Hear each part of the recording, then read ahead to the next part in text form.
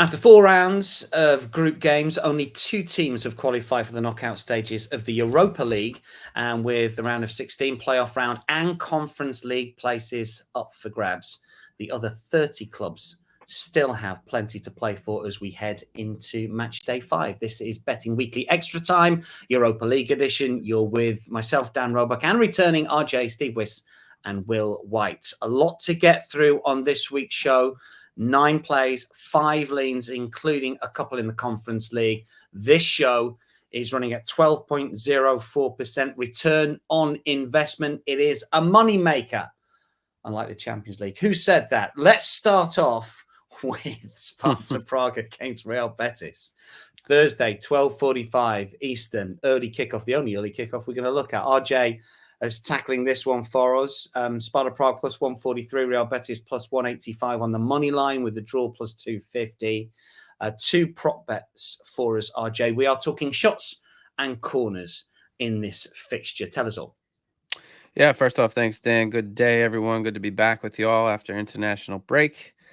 Yeah, targeting 2 plays in this match. I normally don't like to put all my eggs in one basket here, but I just decided to roll with what I think is some of the 2 best plays in this match day 5 here. Sparta Prague versus Real Betis. Shots on target over 9.5 at plus 115, and corners over 9.5 at minus 118.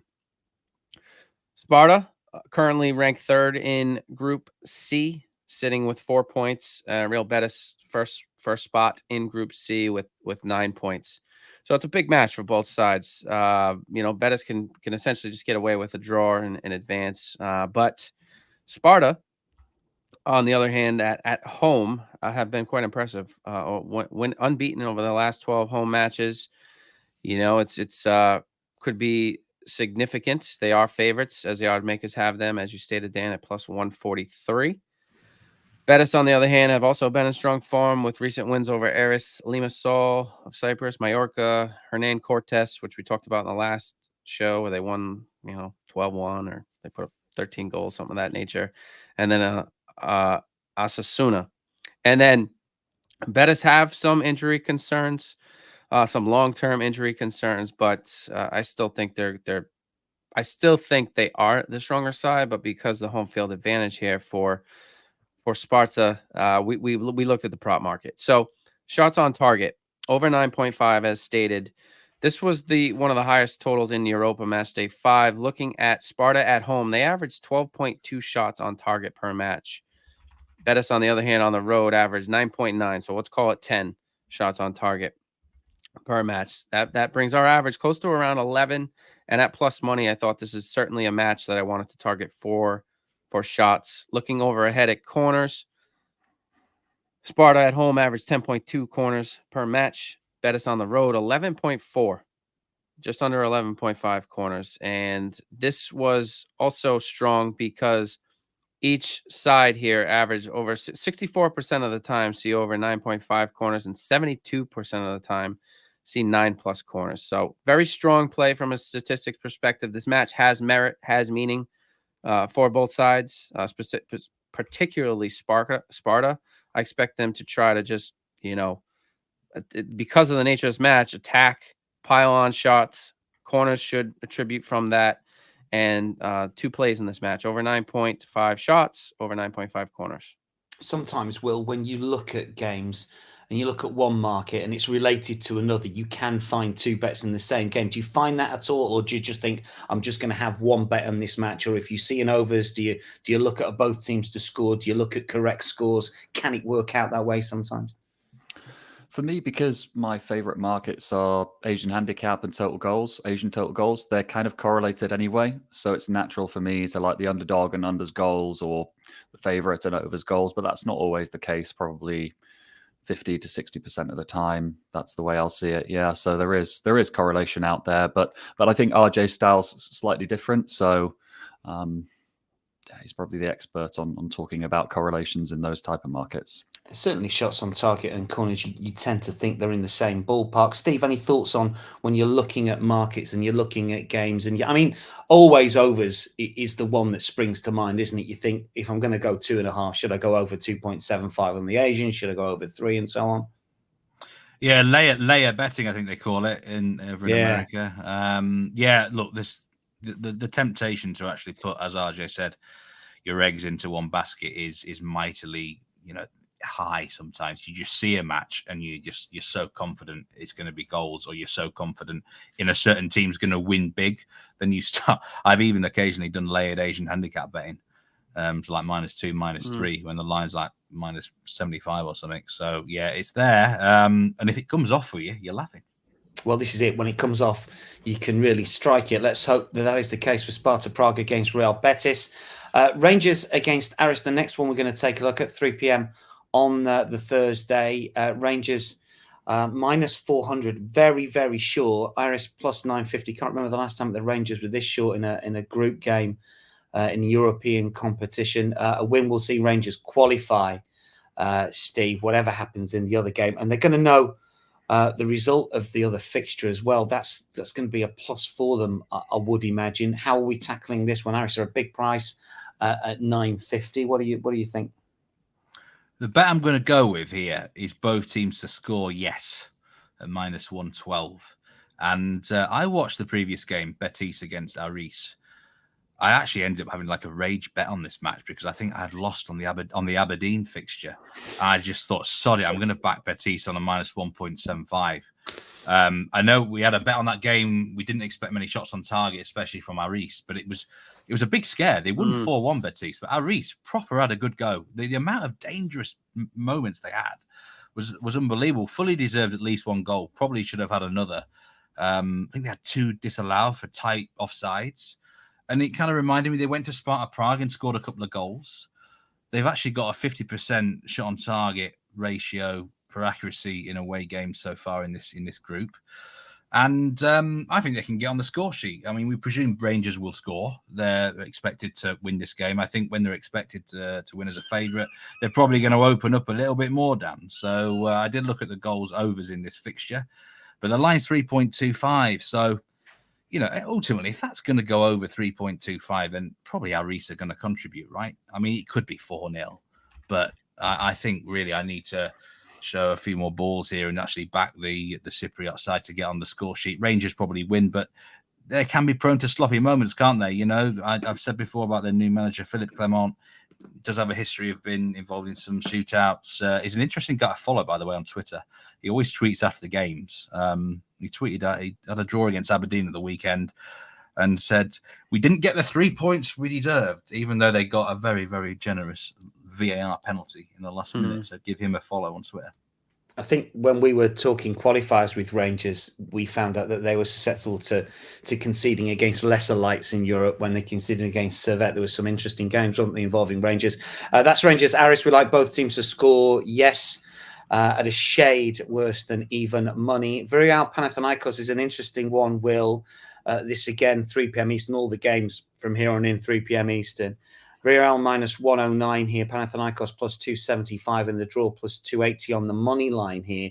A much changed team defeated Maccabi Haifa in Cyprus. They were awful on the day, but just about got the job done when some more senior players were introduced. Now, we've talked about other Spanish sides this week in the Champions League about whether they would play their first choice La Liga 11. Tend to think, though, here, Will, with a new coach at Villarreal, he will be looking to keep his foot to the floor after a good win at the weekend. How do you see it? I actually expect Villarreal to rotate in this game as well. I'm not sure how much, but I think whether they rotate heavily or not, if they do rotate and they have those weapons left on the bench, the likes of Gerard Moreno and Alex Baena came on, didn't he? Yeah. I mean, those guys will be on the bench if they don't start the game. And if Villarreal are kind of level or behind after 60 minutes, they can quite easily come on and change the game completely, as we saw against Maccabi. I know this is a group that's quite close to your heart, and we have had success in this group previously. I'm going to be going back to the well. I like Villarreal here a lot. I just think they're a completely different team, albeit after only one match with Marcelino coming back in. The whole mood at the club seems to have completely lifted. Markets have been so down on them all season. There's been money pouring against Villarreal all season. Makes me believe that somebody perhaps knew something was going on in the dressing room and that the previous manager didn't have the support of the players. If you think about this game, what has traditionally been a top La Liga side here against Panathinaikos, obviously from the Greek league, we wouldn't be seeing a -half line here. We'd be seeing a -1, maybe even -1.25. I believe these two may have played in a previous season in the Europa League, or maybe it was another Greek team, but the line would have been around the -1.25. So it's such a big discount for the poor form that Villarreal have demonstrated so far this season. But I think they're likely to be a completely different team moving forward. They've still got a lot of big weapons, and so I could see a really big atmosphere at La Ceramica, and with the whole mood at the club lifted, for me, Villarreal should be much stronger favourites, even if they rotate like I expect them to. So Villarreal -0.5 at -103 is, I think, a fantastic bet. Yeah, Stephen, and effectively the same play from you here. This play from both of you have got Rory Barlow's fingerprints all over it, Steve. Well, we talked a lot about Villarreal on the last European show, and Rory Barlow was spot on. I said about getting ahead of the trend, start backing these teams before their form gets better. And this just stood out like a sore thumb to me. I think it's the best bet of the round. Villarreal I think they've come in now to -109. I would imagine they would kick off shorter. I just think they're a far better side, really. Think about it, Spanish opposition for Panathinaikos. It's going to be a struggle to go there. They've lost twice against Rennes, and Rennes have not been in great form. Villarreal have had their issues this year, but the new manager change, I think, will definitely help them. There's a quirk with the manager. He's already faced Panathinaikos this season for Marseille. He got knocked out by them. What happened there? Yeah, well, that was the referee. That was all on the referee. I mean, Marseille were ridiculously unlucky in the second leg. They battered them at home, and they had a red card in the away game. So, but he's going to want some revenge on that, isn't he? But he's going to know all about them as well. Villarreal actually playing next week in the rescheduled game against Maccabi Haifa, I do believe. So they've got plenty of European action. I just think they're a far superior league. Even if there's a rotation, like Will said, they can bring players on. How good are Panathinaikos really? Yeah, they are top of the Greek league, but I'm not sure about that division right now. I'm really not, Dan. So just a bit of a no-brainer for me. Straight on the nose, on the money line for Villarreal.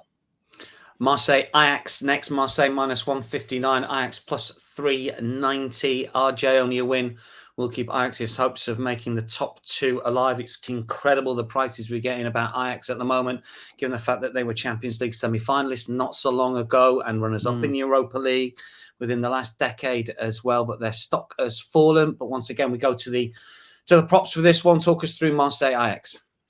Yeah, looking at over 9.5 corners here, -109. As you say, how the mighty have fallen. Marseille lead Group B with 8 points. Ajax at the bottom with 2 points. Marseille have been inconsistent in Ligue 1, but they performed pretty well, clearly, in the Europa League. And Ajax are struggling a bit domestically. However, showed improvement over the weekend with a 5-0 win against Betis. Marseille has some injury concerns. Aubameyang is going to start. I believe he might be starting on the bench. Ismaili Sarr could potentially be in the starting lineup here. They have defensive concerns. Marseille only kept 3 clean sheets in 3 out of their last 11 matches, and Ajax managed just 2 clean sheets in 2 out of their last 14. But sticking here to corners, this is another prop play. I had a hard time finding an edge otherwise, to be transparent. So looked at corners. Both sides average 11 corners, around 11.04 corners to be exact, in their respective home and away spots, and sitting at over 9.5 at -109, close to even money here. I felt there was some good opportunities, and the highest corner total that I saw for Matchday 5. Can I just add something about Marseille? Go on. Dan? Yeah. call me mad here, but I actually think Ajax might be a big price. Marseille, they don't convince me at the moment at all. Ajax have obviously changed their manager. They've got an interim manager. They've just beaten Vitesse 5-0. Maybe they've got a bit more confidence now. And, I don't think they're going to qualify from this group. They could still get third place and enter the Conference League. And Ajax wouldn't mind a run in that, maybe win it. I couldn't trust either side ultimately, but it did look quite a big price at nearly plus 400. Where's your Marseille cushion, incidentally? Have you got one? Well, Steve? the problem with the Marseille at the moment, I'm a bit restless when I've got that cushion underneath me because you don't know which version of Marseille are going to show up. They're still in transition with Gennaro Gattuso. I don't think he's very happy with Aubameyang. He's basically out of favour again. He's been dropped because of his attitude. So what a surprise. Marseille Ajax, we like over 9.5 corners, and Steve with a sort of half lean maybe towards getting with Ajax somehow. Hacken Leverkusen next, again 3 p.m. Eastern. Hacken plus 650, Leverkusen minus 278. They have qualified, Will, for the knockout stages, but avoiding defeat will see them top Group H and qualified directly for the round of 16. So they will have one less game in their schedule come the spring.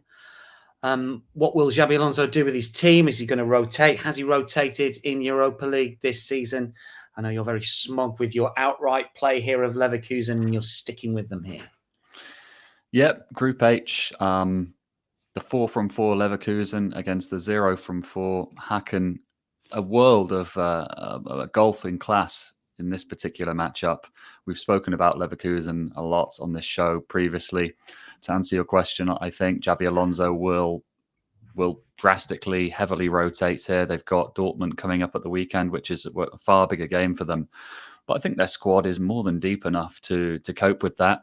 They did heavily rotate away to Molde in Matchday 3 and 1. And I'm sure Steve would agree that Molde are the better team out of Molde and Hacken. So, yeah, I really like Leverkusen here. I think the line reeks of a line that's been priced for a team that doesn't have anything to play for. And it's kind of forgotten that Hacken don't really have much to play for either. Another factor here is it's essentially a semi-neutral venue. Steve's mentioned this before on this show. Hacken are used to playing their home games on artificial surface, and this will be played on a grass surface, a real turf, real grass surface, which you could argue actually suits Leverkusen more than it does Hacken. So you've got to factor that in. You've got to reduce the home advantage here. There is still a very slim chance that Leverkusen don't top the group, I believe.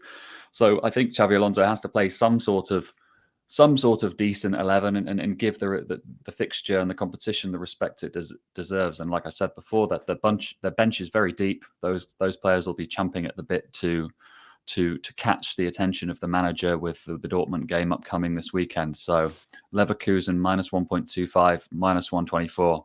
Reverse fixture was 4-0. At the very least here, Leverkusen should win by 1 goal, and that would be a half the stake returned. But I see it being a big victory. That is Hacken. Leverkusen, we're siding with the Bundesliga leaders. Molde Qarabag is very much in Steve's wheelhouse here. Molde minus 115, Qarabag plus 295. But Molde and Qarabag on the same points. Head-to-head could be crucial here.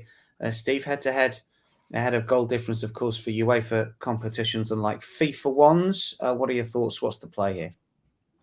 The play is Molde on the money line. And you can get, I think, minus 109 on Molde to prevail. You're right. This is, if they win this game by a 2-goal margin or more, they're in.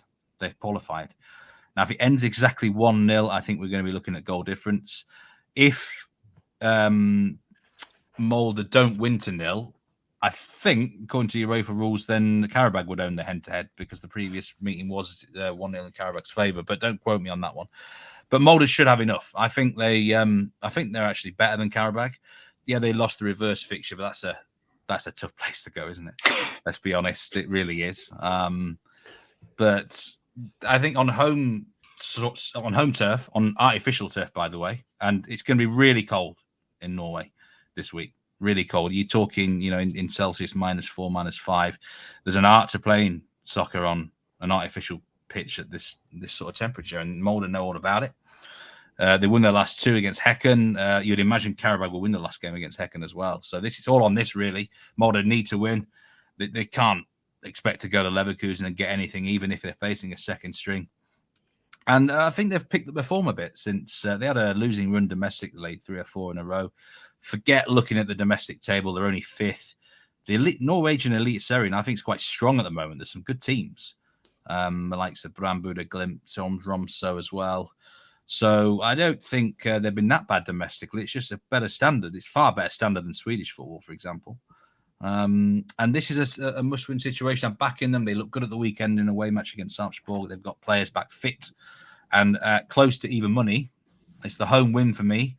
And, it would be really interesting, wouldn't it, if it was 1-0 exactly. And then we are looking at goal difference potentially down the line. Will, similar thought here. Give us your thoughts on this game. I know you like Mulder effectively to win this one. Yeah, I mean, all I've really got to add is that my model makes Molde a much stronger favourite. So the line should be closer to -135 according to that. So yeah, Steve definitely laid the case out for Molde, and I'd support that. So the play Mulder to get the better of Qarabag in that Thursday game at 3 p.m. Eastern.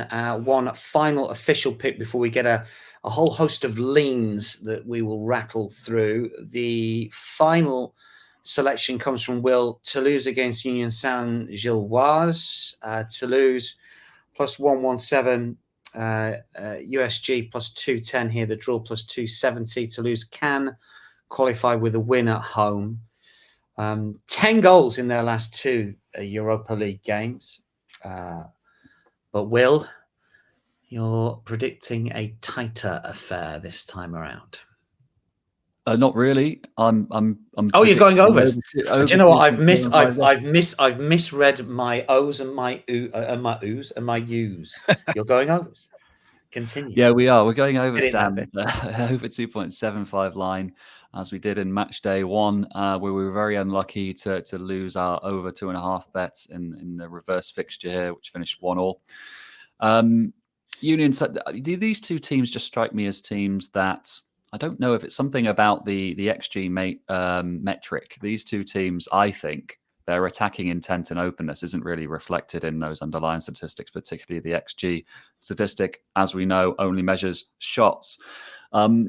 Union Saint-Gilloise, 11 of their last 13 games have finished over 2.5. Toulouse, 4 from 6. I know that's cherry picking the stats a little bit, but it just feels like this game is set up to be quite open, with both teams possessing plenty of attacking weapons. As you said, Toulouse's last 2 games have been very, very open, albeit both of them against Liverpool with 30 and 29 shots respectively. Union Saint-Gilloise also played out 2 open games against Lask Linz with over 4 and over 3 XG generated respectively in each. It just feels like, to me, this group is kind of coming to the boil, and it's really starting to open up, perhaps what we would have expected to see at the beginning when the group was originally announced. And given that Union Saint-Gilloise have to face Liverpool in their final game, they really need to push for the win here. So I think it all sets up for an overplay, and over 2.75 -117 tickles my fancy. Yeah, game state and group state suggest that this will go over. Certainly the stats do. Tista commentated on Toulouse at the weekend. Tista didn't play, he was suspended, but he will be able to play for this one. Their top goal scorer could be a bit of a factor as well, couldn't it? We have got leans galore for you. And obviously the boys pick out their best bets and their official picks, but we know that an awful lot who watch and listen just like selections on as many games as these boys have got thoughts on. So we have got a couple from RJ, we've got 1 from Steve, we've got 2 from Will. RJ, let's get yours first of all. Once again, we go props. We've got Sheriff Slavia Prague and Sturm Rakov. Give us your thoughts on Sheriff Slavia Prague first. Yeah, Sheriff Slavia Prague under 9.5 corners at -134 is a lean of mine. The average corners between both sides is around 8.4, 8.5 per match. Just around 39 to 40% of the time these teams have seen over 9.5 corners in the last 25. I just created this as a lean because of the price. I felt like at -134 was a little bit too much of a reach. There's really not a lot of value here, and it's just a pretty good looking play for all intents and purposes. That is Group G, 3 p.m., 12:45, an earlier kickoff. Eastern Sturm Rakov, and again it's the same line but a different play. Yeah, Sturm Graz of Austria versus Rakov of Poland, top division, over 9.5 corners at even money, +100. It's a good looking play. I think 10.2, 10.3 is to be expected from a corners perspective. It's just this match offers very little for Rakov. They need to win to even tie Sturm Graz, and then they'll need some goals in the process, and I don't see that happening. So I just thought this match is just not a throwaway match, but a match with very little meaning. And even though the numbers align, I think this is just probably a weaker lean than the Sheriff under 9.5. We like overs, even money. Sturm against Rakov, over 9.5 corners is the market. We're going to dip into the Conference League in Group D. For Steve's play here, you referenced Glimt previously. They've been good to watch, I think, haven't they, in the Conference League this season? And indeed, Steve, in previous years when we've seen him in European play. They face Lugano here, and you've gone for the hosts. Yeah, I would say this is probably my most confident pick on the whole show, actually, in terms of outcome. It's not an official play because we're not logging our Conference League picks this season, but Glimt -1.25 Asian handicap at -125. I mean, I can tell you right now, Dan, the temperature in Buda, inside the Arctic Circle here, is after you apply the wind chill factor, is -22 degrees Celsius right now. That is -7.6 Fahrenheit. Now, it's not going to be quite as cold. Not quite as cold on Thursday, but not far off. This is a brutal location to go. It's harder than a tough place to go. I just can't see how Lugano get close to them. They're not even in the top 4 in the Swiss league right now. I'm just going to talk Golden Shoe briefly because right now, Buda Glimt have 2 players in the top 10 race for the European Golden Shoe, and a man in second place, Armel Pellegrino, is only just behind Harry Kane. Now, him and Faris Mumbania is also in the top 10. You could have a same game parlay of both of them to score here at +275. I think Glimt will put on a show. They're really strong at home. They're used to these conditions, and this could be a blowout. And yeah, they're a good side to watch, like you say. Has their domestic season finished, Steve? Yeah, they are the champions. It's officially in the bag. They rested players at the weekend. Pellegrino, I must mention him. It's amazing he's never had a Norwegian cap. He looks really good, isn't he? He's a winger, isn't he? Yeah, he cuts inside. He's really good. Yeah. I can't believe he's never had a Norwegian cap. It's probably why they've done so crap in recent years. Guys like him should be in there, and he's on the penalties as well. And yeah, they just won the championship, and 3-time in 4 years. Norwegian football in the north is getting strong again. Tromsø are even further north, the most northerly professional soccer team in the world. Yeah. Both are inside the Arctic Circle, and I really feel for Lugano here. This is a horrendous trip for them. Will, we have got a Conference League play and Europa League play. Let's get Europa League play. Lean first of all. This is Olympiacos, 12:45 Group A in Europa League. They take on Freiburg here. And it is the Greek side that you like against the German team. It's an interesting play, this one. Talk us through it. Yeah, it just looks a little bit too big to the eye, basically. Olympiacos, I feel like they're just being underrated slightly, given the fact they're facing a German team. And for them not to lose the game at plus money, +108 is a little bit too big. I was impressed with them against West Ham in both legs. And ultimately, I just don't see much difference between the quality of these two teams. My model agrees with me and thinks the line should be closer to +0.25 goals. So yeah, I like Olympiacos to avoid defeat at +108. So that's plus half a goal on the Asian line there. I'm glad that your model agrees with you. What happens if your model doesn't agree with you? It's a bit of a heart versus head. I like an argument, a little bit of a scrap, maybe. I don't know. Yeah, it's a heart versus head situation, and normally I'll normally avoid the game, I guess. And your conference play is Klaksvik against Slovan Bratislava. This is hot dog territory. We'll get Steve's thoughts on it as well, but you've got a lean here. Yeah, so Klaksvik, I couldn't resist. Again, we profited from them when they beat Olimpia Ljubljana 2 match days ago in what I presume were fairly tough conditions. Back then, I didn't see the game, but they've also previously drawn with Lille at home, who are the standout team in the group, really. Klaksvik are a team from the Faroe Islands, and it's a tough place to go, right? Particularly this time of year. Can you imagine being a player that's not used to those conditions, traveling all the way to the Faroe Islands and taking on a local team that's really up for it, expecting to win the game, and in a tiny little stadium? I think they're being underrated here. At the time when I produced this pick, only the money line was available on Bet Rivers, hence why it was in hot dog territory at plus 275 for Klaksvik to win this game. Since they've added the Asian line at Bet Rivers, and so you can get them plus half a goal at minus 120 if you want to be a bit more conservative. I think there's a high likelihood they at least avoid defeat here. So yeah, Klaksvik is my lean. I was going to say, RJ, Faroes Islands, sort of third division is in your wheelhouse, isn't it? Usually, I know this is top flight. What do you know about? Is it Koyoi? How do we pronounce it? Do we know, Steve? RJ? I just go KI. Will makes a very good point. We've on about weather. You don't want to be going to these places. The Icelandic team as well, Breidablik, Maccabi Tel Aviv. The last Ghent had a good pick against Breidablik last time out, but Ghent didn't fancy it, and that was just a few weeks ago. So, I don't know much about Maccabi Tel Aviv, but they might struggle there. I like the under here, by the way. Klaksvik will really fight hard.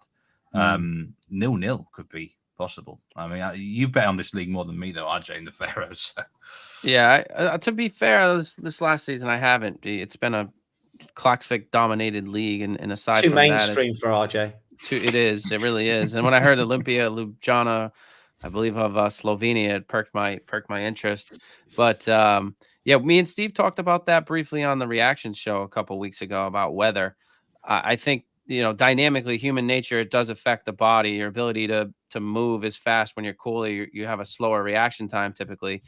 I think anything below freezing though is something to consider when you're making your wages, because when it gets that cool, I think there is some more impact than even potentially wind to that extent. Can humans get used to it, RJ? If you're used to those climatic conditions day in, day out, are they more than likely to perform better because they're used to it? Yeah, I mean, I'm no biologist or I don't study science to an extent, but I just know I grew up in an area, especially in the winter, it's very cool. And once you get days and weeks and month stretches of cold weather, you get acclimated to it and you just adjust accordingly. So I think that's a fair statement. Don't quote me though. I don't want the medics in the comments to crucify me. I mean, one thing we should point out is that Klaksvik, they've still got a chance of qualification, haven't they? If they win this, they draw level on points with Slovan Bratislava. Right, best bets before we wrap it up. RJ, what's your best play? Europa League Matchday 5? Ooh, I am going to go Marseille versus Ajax over 9.5 corners. I do really like both plays in the Sparta match, but I'd prefer to have the standalone match versus picking one out of the two in the joint match there. Okay, Steve. It's got to be the best value pick at Villarreal on the money line. And Will. This is jinxing us, but it's got to be Villarreal. I mean, I this think would have they're been massive. -1.25. You mentioned previously, boys, that it'd been backed. I mean, do we expect them come kickoff, Will, to be even shorter in the market? I think it depends on team news. If they play, if Gerard Moreno starts, Danny Parejo starts, Alex Baena starts, then they'll be a lot shorter. But I would expect maybe only one of those three to start. So it's hard to say. It's hard to say how the market will see the team news. But yeah. I think it's a great bet at the current price, given all things. I think it's a terrific bet. Yeah, it gets my nod, certainly. There you go. I've jinxed it all. Properly jinxing it now. That wraps up Betting Weekly Extra Time Europa League edition. Many thanks to Steve, Will, and RJ. We are back for match day 6 of the Europa League mid-December. Plenty more content from the Betting Weekly team on our YouTube channel. For now, though, it is goodbye.